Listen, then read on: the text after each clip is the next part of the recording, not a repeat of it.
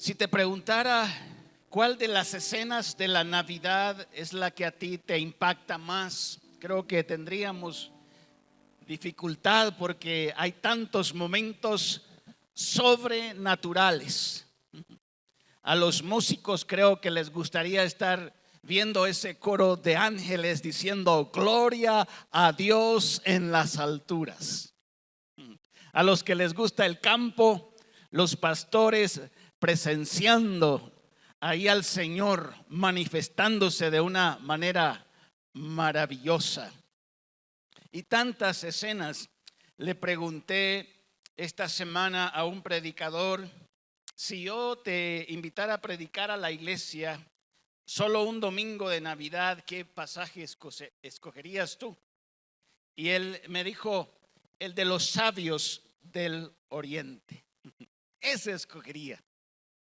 Y le pregunté por qué, me dio las razones y me quedé pensando, yo también escogería ese.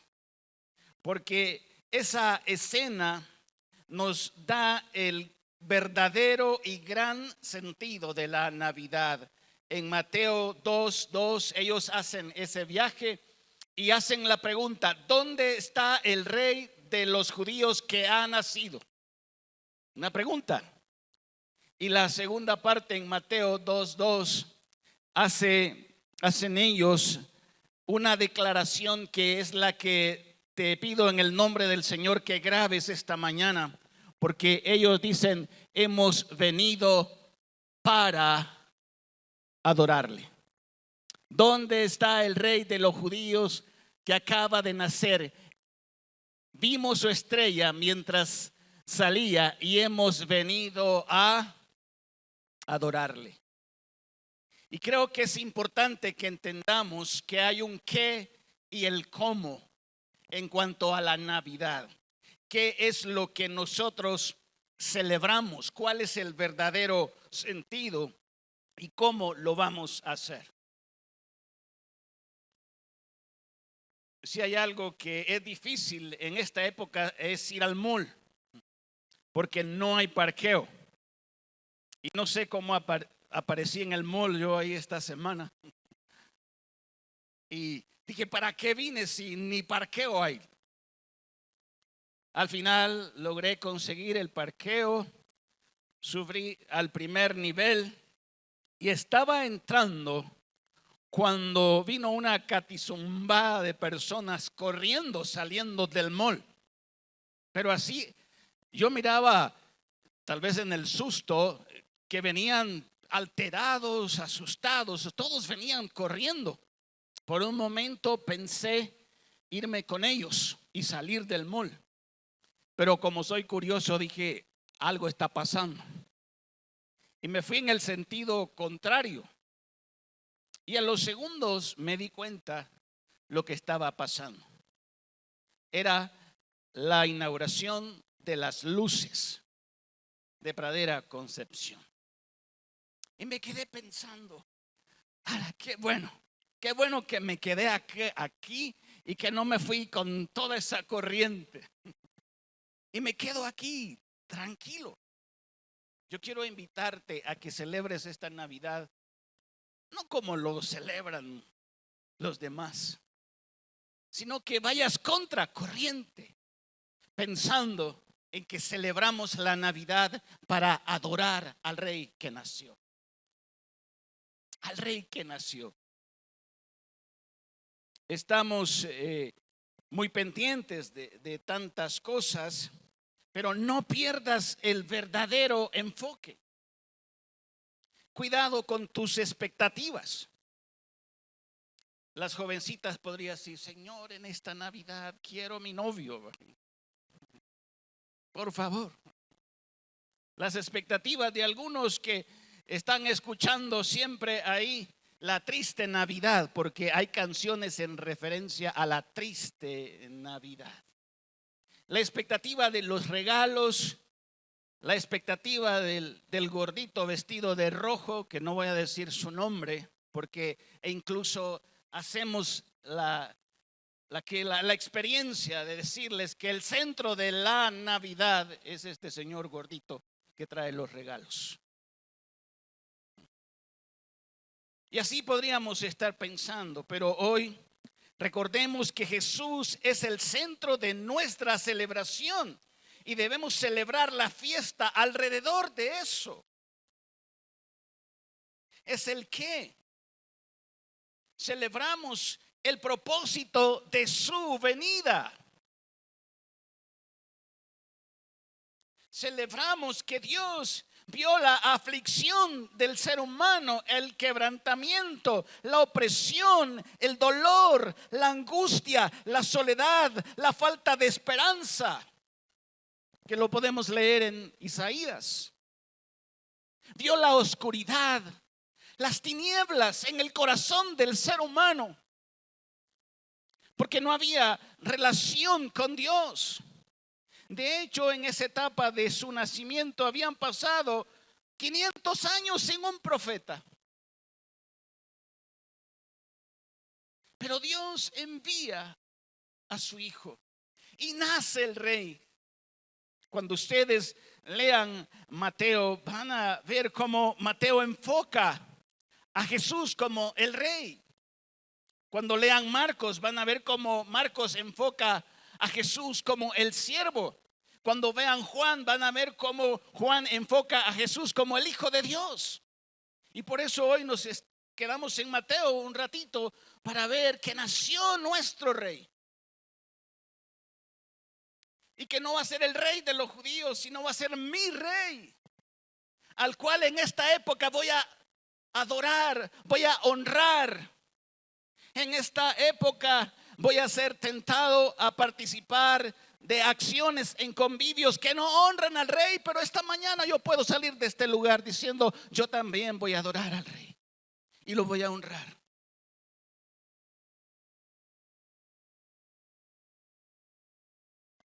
Eso es lo que dice la palabra en Isaías 61. Es la palabra que Jesús leyó en Lucas 4, 18 al 22. Ese pasaje de Lucas capítulo 4 es precioso. Vemos la obra del Espíritu Santo moviendo a Jesús para el desierto. Cuando regresa, dice que regresa en el poder del Espíritu Santo. Y en una oportunidad allí, el sábado, Jesús abre la palabra de Dios en Isaías. El ayudante le da la palabra. Yo no sé si se la dio ya abierta ahí en Isaías 61. O Jesús la escogió. La cosa es que él está leyendo la palabra de Dios en Lucas capítulo 4, 18 al 22.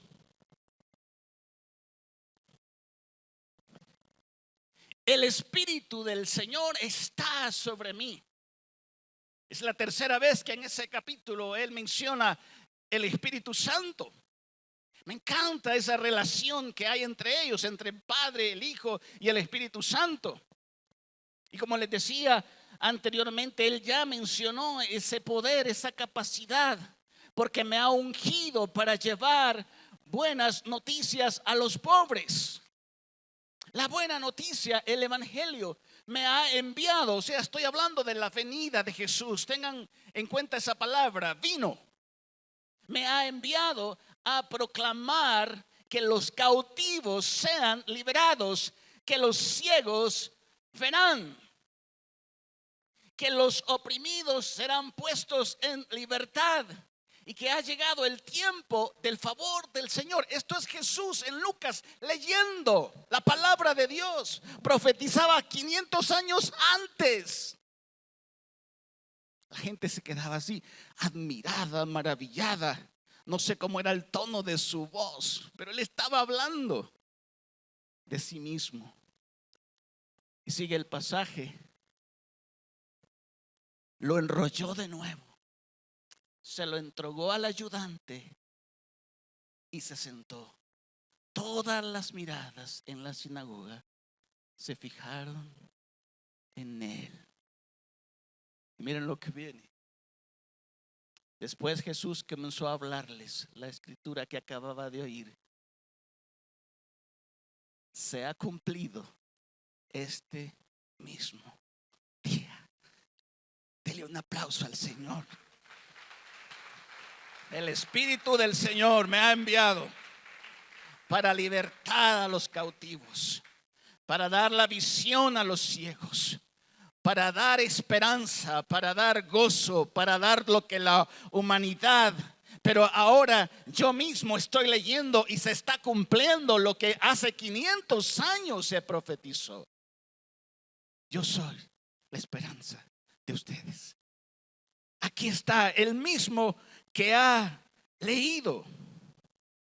Entonces empieza ese proceso donde la aflicción, el quebrantamiento, la opresión, el dolor, la angustia, la soledad, la falta de esperanza se termina porque el rey nació y viene a morir a la cruz y a traer vida y vida en abundancia. Isaías 61 lo está leyendo literalmente. Y cuando yo veo entonces el que celebrar, celebramos todo esto que podemos ver en este círculo, que es maravilloso. Estoy en el qué, estoy anticipando cómo celebrar la Navidad, pero enfocándonos en el qué también. Y cuando vemos ahí a María, a José y a Jesús que vino para, ¿cuál es el propósito de su venida? ¿Qué tiene que ver eso con tu vida hoy, después de 2000 años? ¿Qué puede pasar hoy al salir de este lugar cuando tú entiendas para qué vino Él? Y Él vino para salvar. Y podría pasar yo leyéndoles muchos de los pasajes. No sé si tenemos 1 Timoteo 1:15.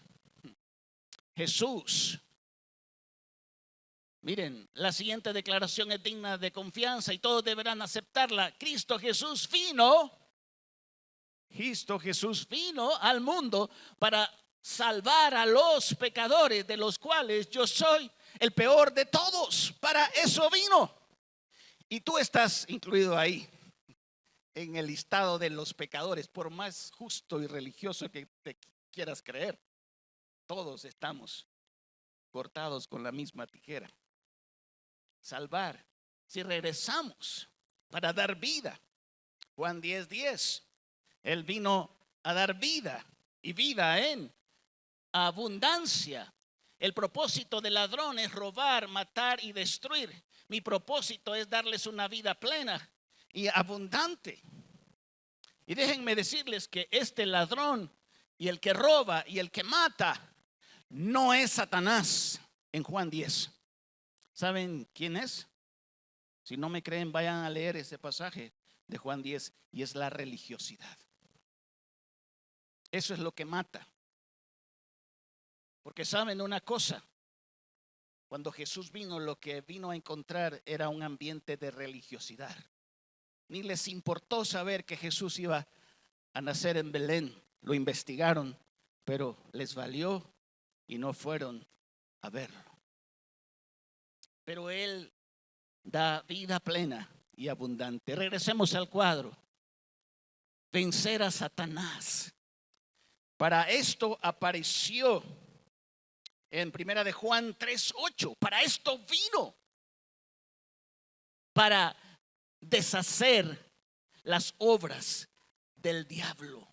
Sin embargo, cuando alguien sigue pecando, demuestra que pertenece al diablo, el cual peca desde el principio. Pero el Hijo de Dios vino para destruir las obras del diablo. Él es el vencedor. No sé por qué tememos tanto a Satanás. Está vencido. Es astuto, por supuesto. Regresemos. Emmanuel, para estar con nosotros, para perdonar nuestros pecados, porque dice la palabra que Dios no envió a su Hijo a condenar al mundo, sino para que el mundo sea salvo por Él. Por eso es que cuando él se enfrentó a los religiosos y en la escena está esa mujer en adulterio, lo que no recibió la mujer fue la condenación, sino el perdón de sus pecados, porque para eso había venido. Pero los religiosos pensaron, estamos aquí para apedrear, para juzgar.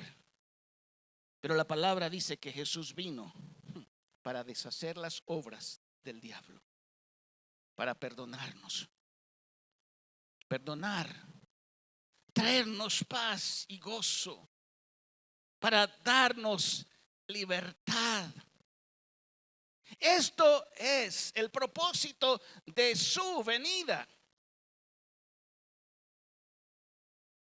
Salvar, dar vida, sanar, perdonar. Esto tiene que ver con tu identidad. Esto tiene que ver con tu posición en Cristo. Esto es tu lugar en Él. Por eso es que podremos celebrar la Navidad en paz, con gozo, con esperanza, con ánimo, con consuelo de parte de Dios, porque para eso vino Él. Entonces puedes decir, yo soy salvo en Jesús, tengo vida en Jesús, venzo a Satanás en Jesús, tengo libertad en Jesús, no soy más esclavo del pecado, tengo paz y gozo en Jesús, tengo el perdón en Jesús, Jesús está conmigo, Jesús me sana. Puedes decir eso, eso sería celebrar la Navidad. Eso sería celebrar la Navidad.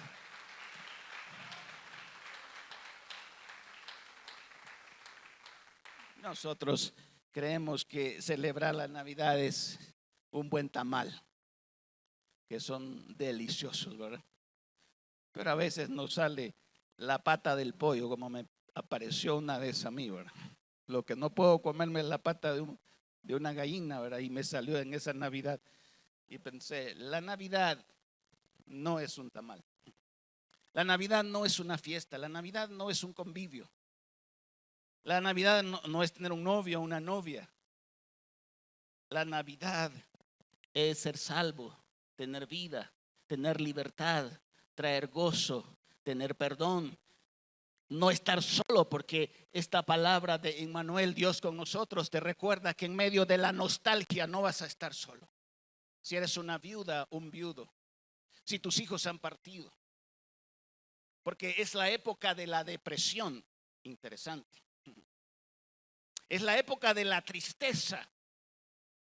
Y no es malo la nostalgia. Esta es la época de la esperanza. Esta es la época del gozo. Porque esa es tu identidad. Esa es tu posición en el Rey. En Cristo Jesús. Así que los sabios van con la pregunta: ¿dónde está el Rey? ¿Dónde está el Rey? ¿Está en el pesebre hoy en día? No está en el pesebre. ¿Dónde está el Rey? ¿Está en el cielo? ¿Está reinando? Amén. ¿Dónde está el Rey? ¿Está en tu corazón? ¿Dónde está el Rey? Y me llama la atención porque ellos se hubieran quedado ahí como hemos venido para adorarlo. Pero en Mateo 2:10 dice que cuando lo encontraron, se postraron, ofrecieron los presentes y lo adoraron. El propósito de su viaje se había cumplido. Ellos estaban ahora ante el Rey. Y lo que en su corazón estaba era la rendición al ser más grande, al que se le dio un nombre que es sobre todo nombre, al en el que se le debe doblar toda rodilla, Jesucristo el Rey. Y ellos entonces le adoran. Mientras aquellos sacerdotes y maestros de la ley dicen: ay, sí, ahí está la palabra de Dios. Es en Belén de Judá. ¿Saben qué significa Belén? Casa de pan. Sí, la escritura dice eso. Y saben hasta que dice, y tú Belén, pero si eres la más insignificante entre los pueblos.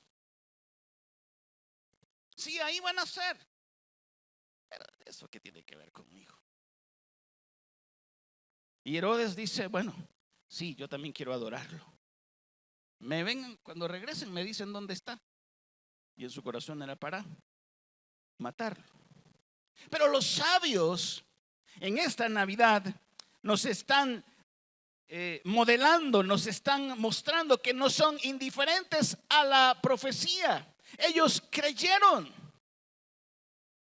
Por lo tanto, nos podrían decir hoy, hey, no son las luces, campero, lo más importante. Porque creemos que la Navidad son las luces.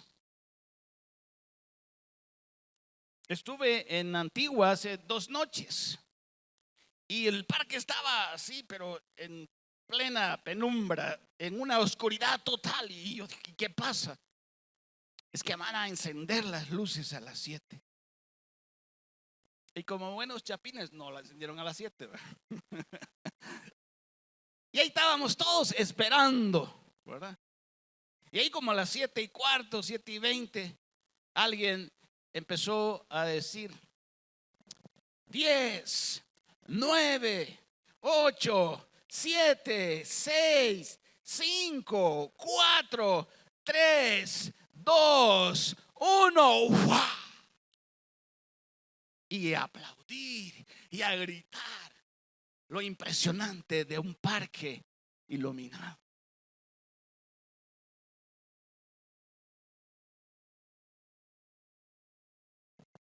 El árbol gallo, los convivios, las luces campero, los regalos, las vacaciones, las reuniones familiares.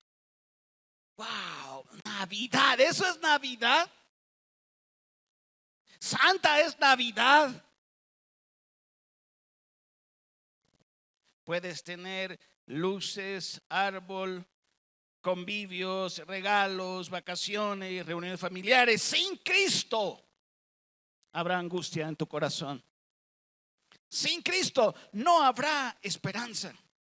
Sin Cristo no habrá gozo. Sin Cristo tu corazón seguirá vacío. ¿Sabes por qué? Porque hablando del rey, su reino no es comida ni bebida, sino justicia, paz y gozo. Ese es el reino de Dios. Por eso es que cuando vemos la vida del rey, que nació el rey, ¿dónde nació? En un pesebre. Así que cuando tú digas, yo soy hijo del rey, ¿te gustaría que tus hijos nacieran en un pesebre? Porque ese es el concepto del reino. Cuando nosotros decimos, yo soy hijo del rey, a mí yo no me enfermo, yo no tengo pobreza, soy hijo del rey. Ese es otro reino. El reino de Dios no es comida ni bebida. El reino de Dios es justicia, paz y gozo. Y cuando tú en una Navidad tienes la ausencia de luces, de convivios y de todo lo demás, pero tienes al rey y tienes gozo y tienes paz, eso es Navidad. Lo demás solo es una celebración.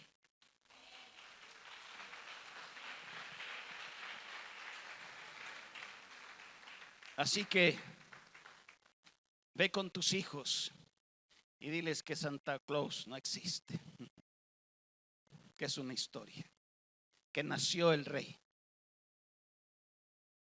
Mi esposa me dice que un día de pequeñita hasta lo vio, cruzó por Guatemala y ahí va Santa. Tenía tanta la ilusión que vio a Santa Claus. No sé qué le habían ofrecido de regalo, una bicicleta. ¿Sabes una cosa? En ese convivio con tus amigos, proclama al rey. Es la esperanza de tus amigos y de tus compañeros de trabajo. Qué hermosos son las canastas, porque si tú les preguntas a los trabajadores hoy en día que tienes en la empresa, lo que están esperando es la canasta. Y tú les puedes decir que hay algo más importante que la canasta. Es el rey que nació en Belén. Reúne tu familia y aunque te rechacen, diles que hay paz en tu corazón porque un día entregaste tu vida a Cristo. Y aunque te hagan caras, diles que tu esperanza está en Dios. Y que aunque hay nostalgia porque no hay seres queridos ya alrededor de la mesa porque ya partieron, Cristo es la razón de nuestro gozo y de nuestra esperanza. ¿Qué vamos a celebrar? Que Jesús vino al mundo a salvar a los pecadores, entre los cuales estás tú y estoy yo. ¿Cómo lo vamos a celebrar? Eso hará la diferencia. Celébralo honrando al Rey. Y no solo hemos venido para adorarlo, sino ríndete a Él. Porque sabes una cosa, cuando tú te rindes a Él, puede faltarte todo, pero en Él tendrás todo. Puedes pensar que cuando vienes a Él, en tu interior correrán ríos de agua viva. Puedes pensar que cuando vienes a Él, la angustia, la desesperación, la falta de esperanza va a desaparecer, porque el Rey es suficiente para ti. Dobla tus rodillas, inclina tu corazón. Él lo aclaró ahí en Lucas 4 y también allá en Isaías 61. Vino para los quebrantados de corazón. No sé cómo está tu corazón, pero ríndate ante el Rey, porque Él puede sanar tu corazón. No sé qué te tiene esclavizado, pero ríndete ante el Rey, porque el Rey te da libertad. Ya no eres más esclavo del pecado, como dice Romanos capítulo 6. Él vino a darme libertad del pecado. Y ahora, como dice Romanos 6:18, soy libre para servir a Dios. Dile esta mañana: mi Navidad es Jesús, mi Navidad es mi Salvador, mi Navidad es Él, y con Él lo tengo todo. Amén y amén. Dale un aplauso al Señor.